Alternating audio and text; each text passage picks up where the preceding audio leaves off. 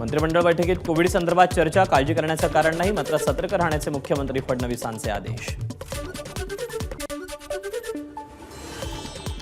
अलमट्टी धरणाच्या अडचणीसंदर्भात उद्या राज्य सरकार लोकप्रतिनिधींची बैठक घेणार. कर्नाटक सरकारकडून धरणाची उंची वाढवण्याच्या हालचाली. मुंबईत 2 दिवसीय स्टार्टअप कॉन्क्लेव्हचं आयोजन. मुख्यमंत्री देवेंद्र फडणवीस आणि केंद्रीय मंत्री जितेंद्र सिंग यांची उपस्थिती. वाशिमच्या कारंजामध्ये दिवाणी न्यायालय स्थापन करण्याचा मंत्रिमंडळाच्या बैठकीत निर्णय. यासाठी एकूण 18 पदनिर्मिती आणि 1.76 कोटी रुपयांच्या खर्चाला मंजुरी. परभणीत शेतकऱ्यांच्या विविध प्रश्नांसाठी शेतकरी संघर्ष समितीचं धरणं आंदोलन. मोठ्या संख्येनं शेतकऱ्यांचा सहभाग.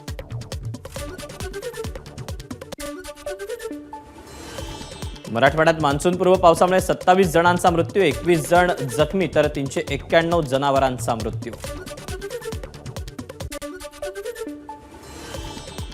गडचिरोलीत बिनागुंडा परिसरातून 36 लाखांचं बक्षीस असणाऱ्या 5 नक्षलवाद्यांना अटक. पोलिसांवर हल्ला करण्याच्या उद्दिष्टानं छत्तीसगडमधून गडचिरोलीत हे नक्षलवादी शिरले होते.